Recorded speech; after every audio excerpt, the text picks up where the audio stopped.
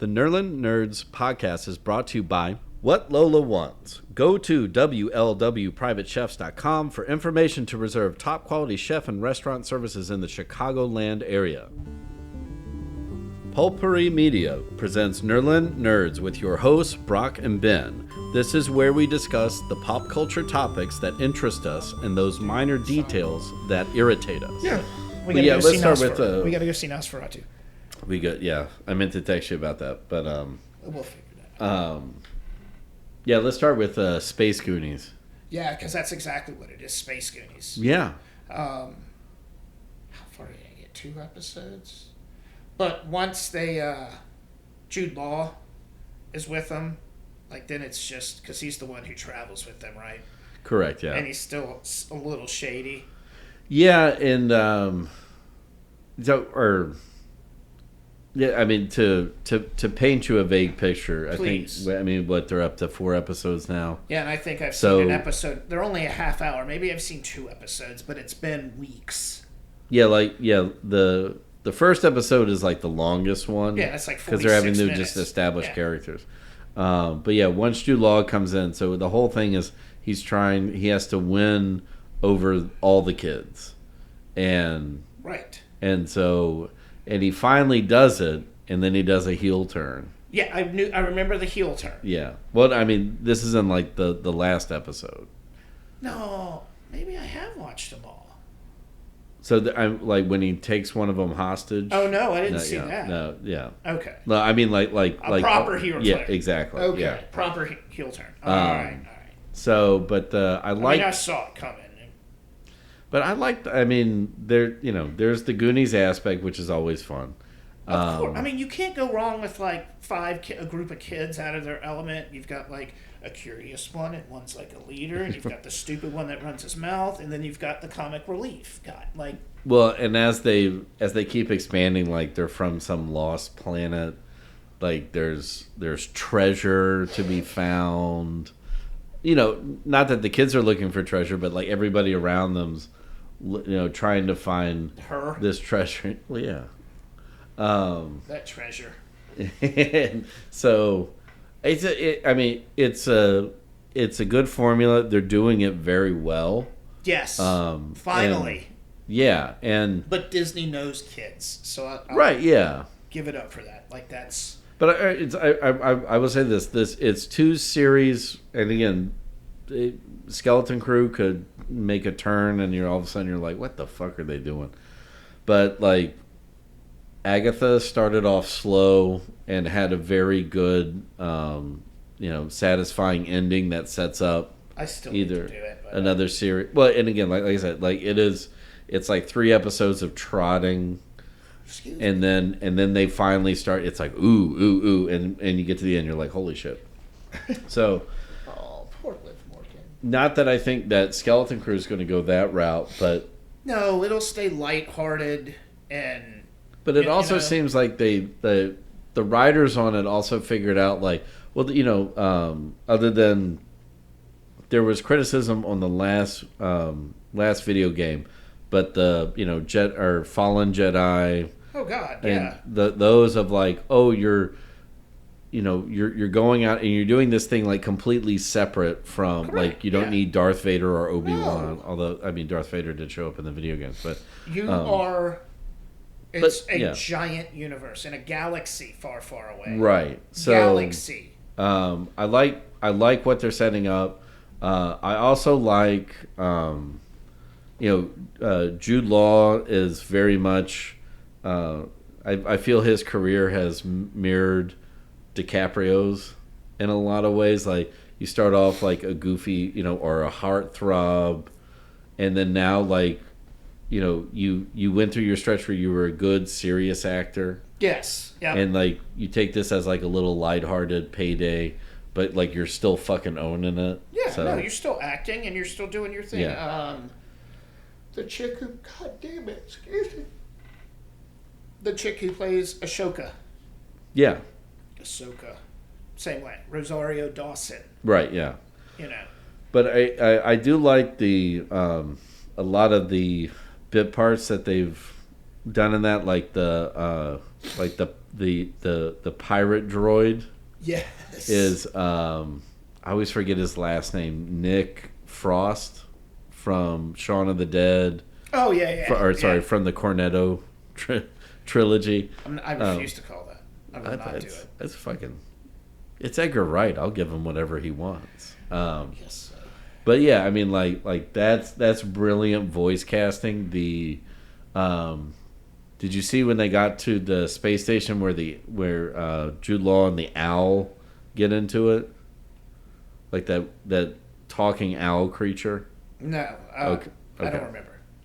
So, I'm not gonna lie. But yeah, so a lot of these little one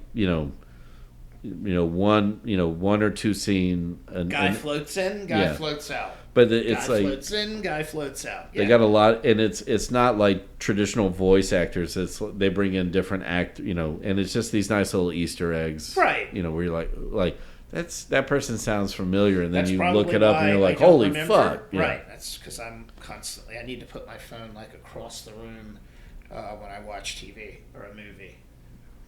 Yeah, but whatever. I do it at the theater too, but I just wait. All right. Now you want to do Creature Commandos? You mean the best animated show? Is it out there right now? Oh my god! I mean, you watched an episode and a half. I did. You jumped down my throat like I thought you had watched like 3 episodes. No, like I was plowing through that episode and a half and then got sidetracked. Should have been finished. It is. Well, I mean, it's not done yet. I know. But again, going to voice act, or, the actress that they picked for it is a fairly star-studded cast. Yeah, isn't it the people that are actually in it, the voices? Yeah. Okay, that's what I thought. Who played? Never mind, I got it right here. So the senior Joel Kinnaman's dad, so to speak, Rick Flag. Yeah, Rick Flag Senior. Senior. Yeah, that's who I was trying to see. Who's that voice? Frank Grillo. He was. Oh, I know who. Yeah, he was. Crossbones. And yeah. He was in the Daredevil or Punisher one. Yeah. I know exactly who Frank Grillo. So he was in that movie with Tom Hardy where he was a cage fighter. Yeah.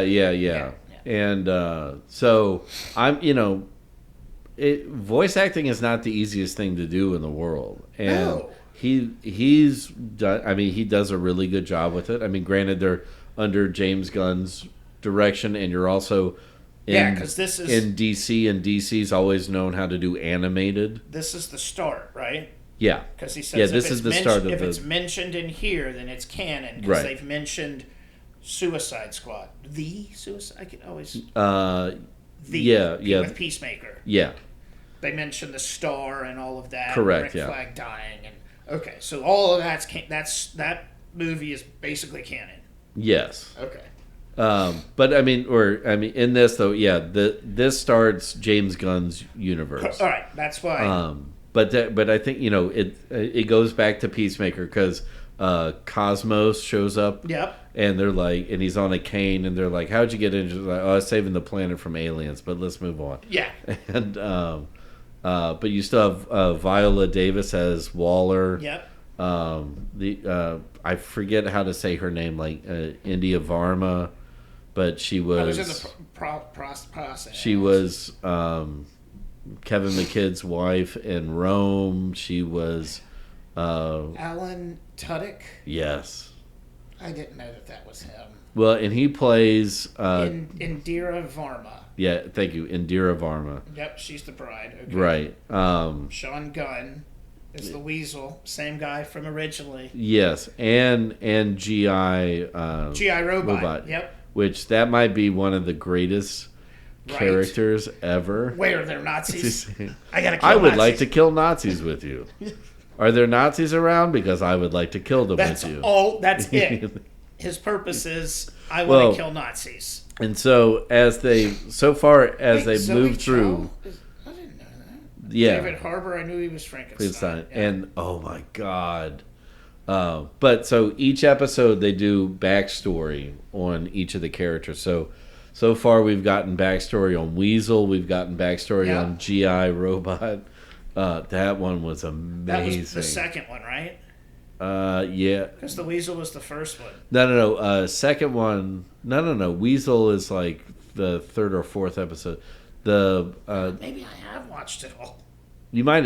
Yeah. So the second one was the backstory on the bride. Okay, I remember that vaguely. Yeah. So no, I do remember that. Yeah. And then, but David Harbour's Frankenstein is fucking unbelievable because it's David Harbour's voice. Yep. And he puts a slight accent in there, but it's not he does like that super. Really well. He did it well with the when he was the Russian. Yeah. But he's who fought Captain America. The part I love about it is he's Lenny. He's like this gigantic destructive child. And the whole there's an episode where he's following the bride, which you've seen. Yep. But then there's one where he thinks that there's something between the bride and Rick Flag Sr. So he hunts down Rick Flag Sr. So just to set this up, so Frankenstein. Rick Flag Sr. gets out. He's trying to get back to whatever version of Sokovia they're getting to. Where the princess is that he bangs, by the way. Oh, really? Yeah. Good on him. It happens.